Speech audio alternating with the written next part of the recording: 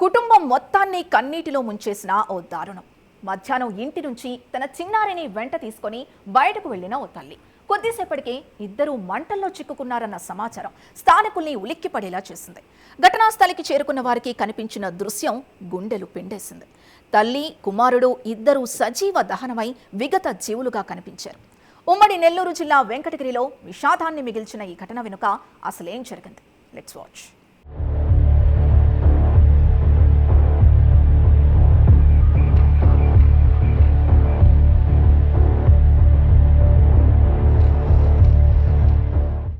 కుటుంబంలో వచ్చిన చిన్న చిన్న మనస్పర్ధలు రెండు ప్రాణాలను బలి తీసుకున్నాయి. తిరుపతి జిల్లా వెంకటగిరిలో జరిగిన ఓ ఘటన స్థానికులను తీవ్ర దిగ్భ్రాంతికి గురిచేసింది.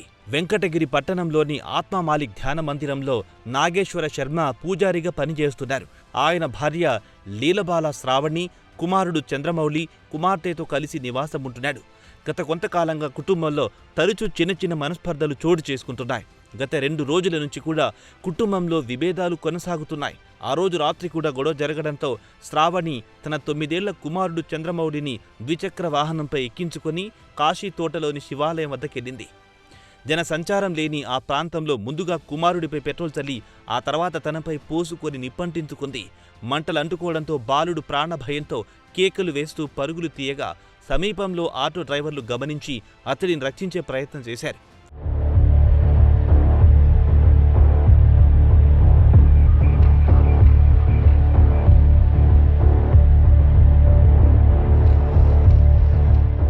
తీవ్ర గాయాలతో ఉన్న బాలుడు తన తండ్రి ఫోన్ నంబర్ చెప్పడంతో ఆటో డ్రైవర్ నాగేశ్వర శర్మకు సమాచారం అందించారు.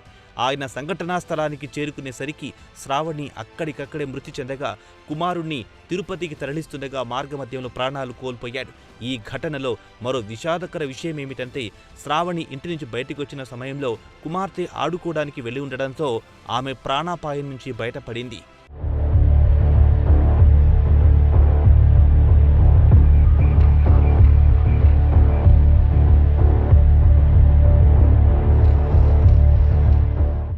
ఒకే కుటుంబంలో తల్లి, కుమారుడు మృతి చెందడంతో ఆ కుటుంబంలో తీవ్ర విషాదం నెలకొంది.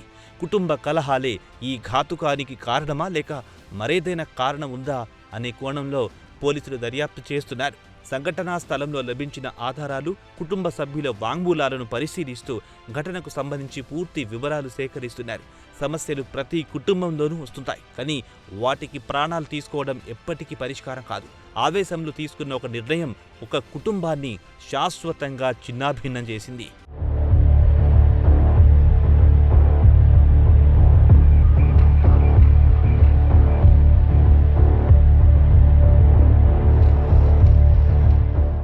బాధ, కోపంలో తీసుకున్న ఓ నిర్ణయం తల్లి జీవితాన్నే కాదు, ప్రపంచం గురించి ఏమాత్రం తెలియని ఓ చిన్నారి భవిష్యత్తును బూడిద చేసింది.